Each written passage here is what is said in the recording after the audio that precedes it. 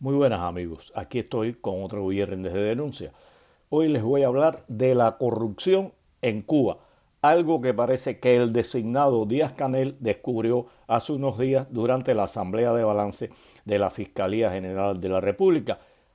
Allí expresó, dentro de muchas cosas contra la corrupción, a la que le iba a declarar la guerra, dijo lo siguiente: la corrupción puede ser tan devastadora que puede llevar a un país a la pobreza moral y a la pobreza material.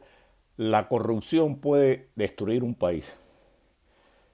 Se olvida de muchas cosas de Díaz-Canel. Parece mentira que él lleve más de 6 años de presidente de la República, designado, vamos a recalcarlo, y más de 20 años en las alturas del poder en Cuba. La corrupción se instauró el 1 de enero de 1959. En nuestro país había corrupción. Antes del 59 había corrupción. Lo que pasa es que Fidel la institucionalizó, la legalizó.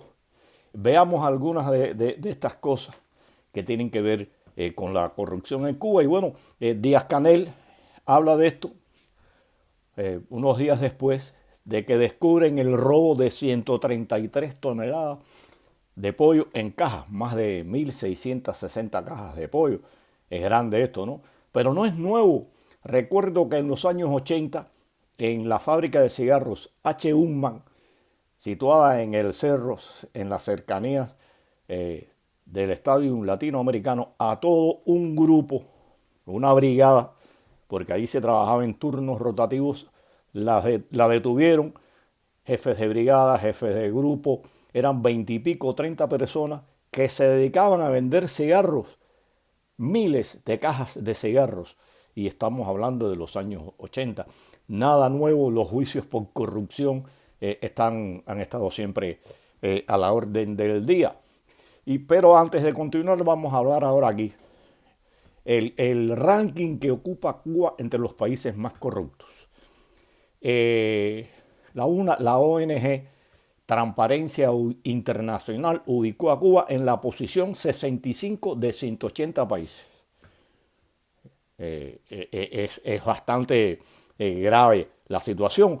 Cuba solo obtuvo 45 puntos, bajó este año que pasó, uno con relación al año anterior, que tenía 46% de 100 posibles.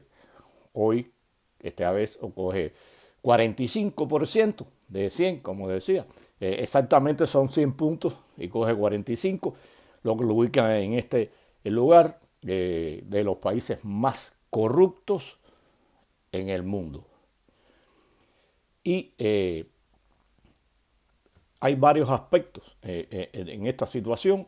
Y en el listado aparece en primer lugar Dinamarca con 90 puntos. Y después la siguen Finlandia y Nueva Zelanda con una puntuación de 87 puntos. Esto se puede leer, salió publicado en el periódico digital Cubanet. Dentro de las muchas cosas que señala el informe de Transparencia Internacional es que no hay control público sobre los dirigentes, sobre los gastos de los dirigentes, de sus familiares, de dónde salen estas partidas, y de eso yo he hablado en otras ocasiones. ¿Quién controla esto? ¿Quién asigna el dinero para el gobierno y para los gastos millonarios de los dirigentes y sus familiares que reciben comida, alimentos, viajes? Eso no hay un control, el pueblo cubano no conoce de esto. Pero hay que señalar algo, ¿no? La corrupción en Cuba, como decía, empieza en el mismo año 59, cuando Fidel y estos que tomaron el poder por asalto se empiezan a adjudicar casas, carros, fincas. Las casas se fueron distribuyendo según la categoría, la jerarquía de los dirigentes del país. O sea, la aristocracia, la oligarquía capitalista que abandonó el país, esos puestos, esas casas y esos lugares, lo ocupa la aristocracia, la oligarquía revolucionaria, y digo, se van repartiendo los barrios según los niveles. Santa Fe, Jaimanita, Nuevo Vedado, Miramar, esas zonas más céntricas, ¿no? de más nivel, la cogieron los jerarcas. Y así se fueron distribuyendo el casino deportivo, la burguesía media, que eso revolucionaria sustituye a la burguesía media capitalista. Y uno se pregunta, ¿quién les otorgó el derecho a cogerse esas casas, esos carros, esas casas amuebladas con todo? ¿Quién les otorgó ese derecho? Son muchos los ejemplos que se pueden dar y de los que voy a hablar, algunos de ellos.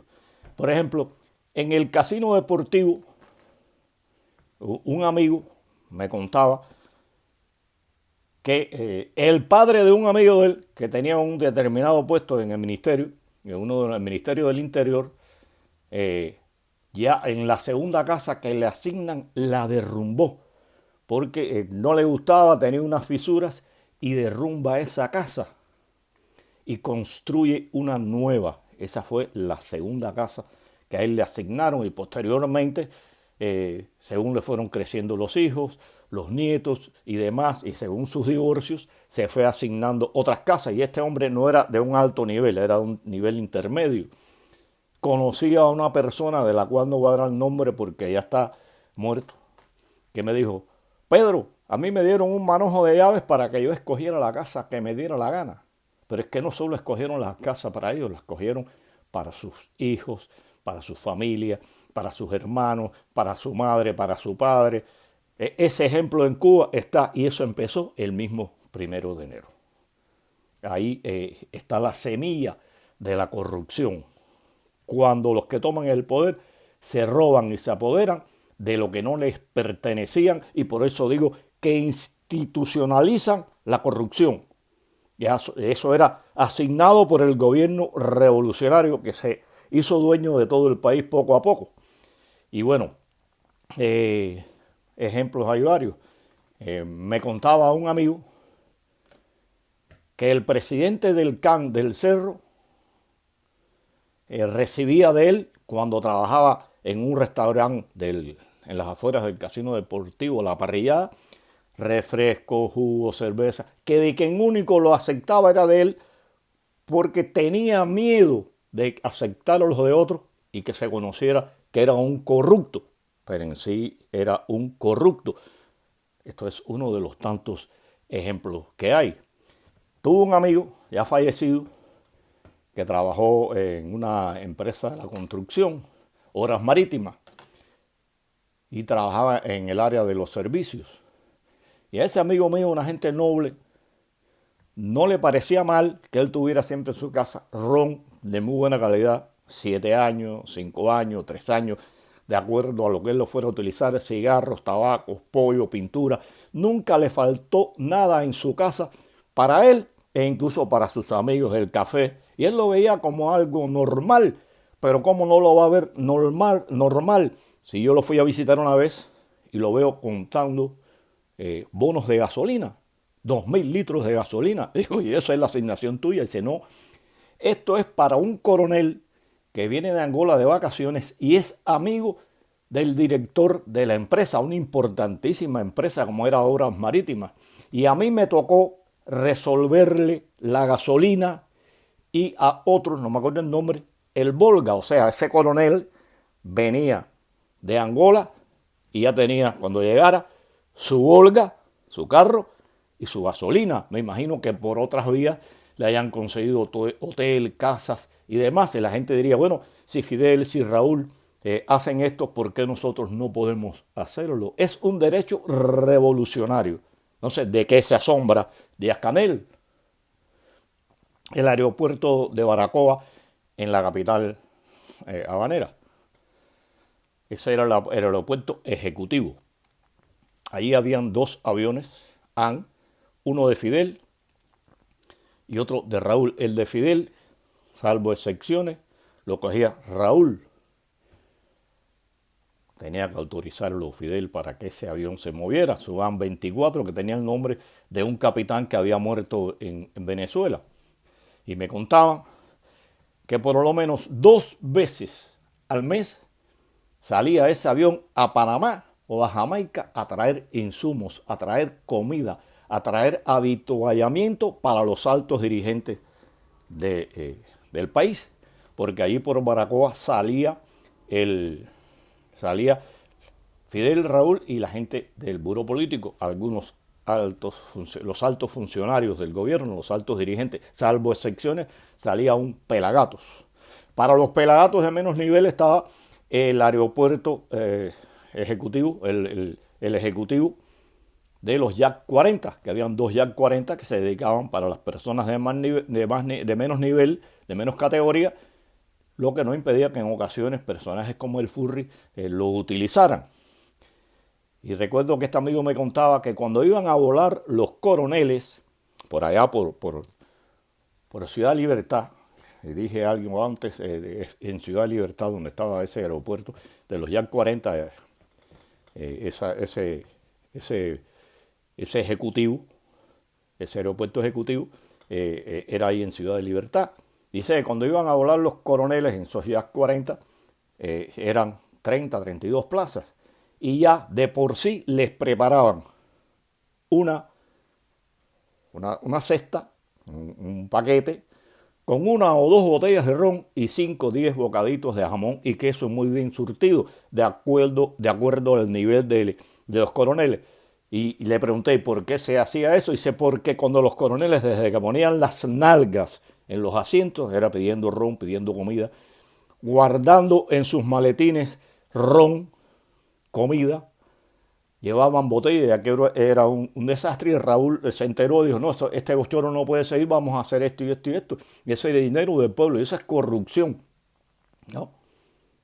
Me contaba que allí desde el aeropuerto de Baracoa salían a veces de viajes familias de Baracoa, disculpe, de Baracoa también salían, pero del aeropuerto donde más salían de vacaciones generalmente era del aeropuerto de Ciudad Libertad, que tenía más amplitud los aviones, eran más rápidos, los Yak 40, y dice que en una ocasión le tocó volar con 2 altos generales, uno que después fue presidente del IACC, el otro era Ferrer, y un miembro del secretariado del buró político, un santiaguero, él no recuerdo el nombre, y los llevaron primero, eran como 20 o 22 familiares, los llevaron a la isla, él los recogió después en la isla y lo llevó hasta Villa Clara, de Villa Clara a Santiago, o sea, utilizando el dinero del pueblo para ellos. Eso, señores, es corrupción, y ese es el ejemplo que el pueblo vio y que otros dirigentes de menor nivel vieron, y dice, si estos que se dicen los padres de la patria son unos delincuentes, son unos bandidos, son unos corruptos, nosotros tenemos que imitarlo, seguir el ejemplo de ellos. Hay otras situaciones, ¿no?, con relación a esto. Me contaba él estuvo como 3 años en los aviones ejecutivos que radicaban, fundamentalmente radicaban en el aeropuerto de Baracoa, que ahora pertenece, antes era de Las Varas, ahora pertenece a Gaviota. No sé si seguirá perteneciendo, pero bueno, ustedes saben cómo le decían cuando los Castros iban a volar. Dice, mañana va a volar la familia real. Y estamos hablando de un área o de un lugar donde estaba filtrado todo aquello por la contrainteligencia militar. Casi todos eran oficiales de la contrainteligencia militar o de confianza, y les decían, mañana va a volar la familia real. Ahí tienen ustedes un ejemplo de cómo consideran incluso los mismos revolucionarios, los mismos militares, a la familia de los Castro, la familia real, la familia que todo lo puede. Es increíble todo esto. Y bueno, ¿de qué vamos a esperar? ¿De qué se extraña Díaz-Canel? Un tipo que se da el lujo de vestirse como un dandy, como un modelo, con ropas caras, con relojes súper caros, que él lo que tiene encima pasa de los $2,000, $3,000 contando reloj, sus camisas, sus pantalones, sus trajes, sus zapatos, no compra barato, y bueno, y que queda para su esposa. ¿De qué se asombra y por qué cuestiona a este pueblo al cual han obligado el pueblo de Cuba en un 90% delinque? Unos roban para poder mantener a su familia y que vivan dignamente, o para tener más dinero con el ejemplo que dan los altos dirigentes de este país y otros para comprar más barato, receptan. A eso han obligado al pueblo cubano a convertirse en ladrones. Así ha llevado este gobierno al pueblo cubano, un pueblo corrupto desde arriba hasta abajo.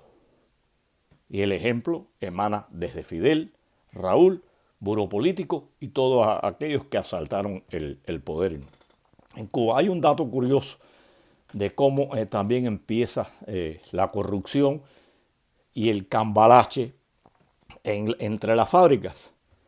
Un individuo que no sabía nada ni de finanzas, ni sabía nada de industria, el Che Guevara es nombrado presidente del banco y también ministro de la industria, ministro de industria, o sea, tenía todas las industrias en el poder. Y estamos hablando en el 65, el Che desaparece de Cuba.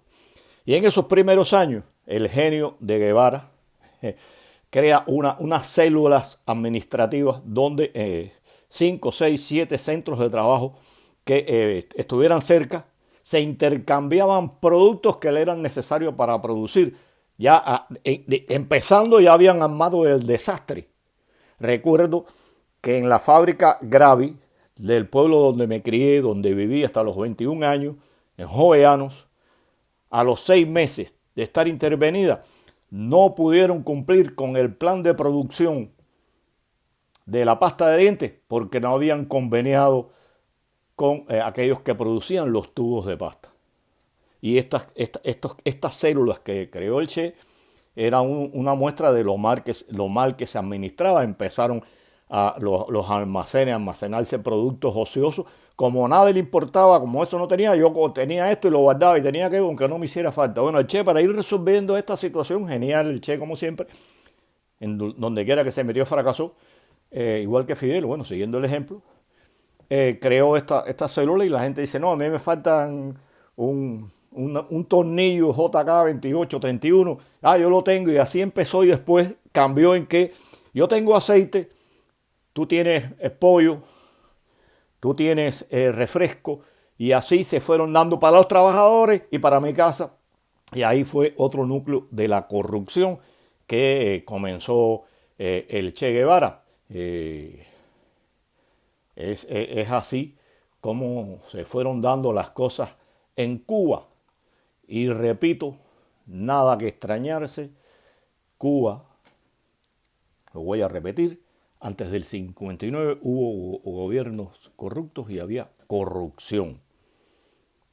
Pero Fidel y el Partido Comunista la legalizaron, la institucionalizaron y convirtieron al pueblo cubano en delincuentes. Roban, receptan, compran, venden, hacen cambalache, hacen lo que sea necesario para sobrevivir, porque en ellos no es legal lo que en los altos dirigentes sí es legal. Nada que extrañarse, Cuba es un país y el gobierno cubano es el emisor de la corrupción en nuestro país. Son los responsables de lo que pasa en Cuba, porque han vivido siempre de malversar, de asignarse lo que a ellos les parecía, y todo era legal, en un marco supuestamente legal que lo crearon ellos y no se veía mal que fulano tuviera un carro, que ciclano, los hijos, y ahí fue degenerando todo. La corrupción en Cuba la comenzó de manera general Fidel, Raúl y el Partido Comunista de Cuba. Lo repetiré y no me cansaré de decirlo. Un saludo a todos. Hasta la próxima.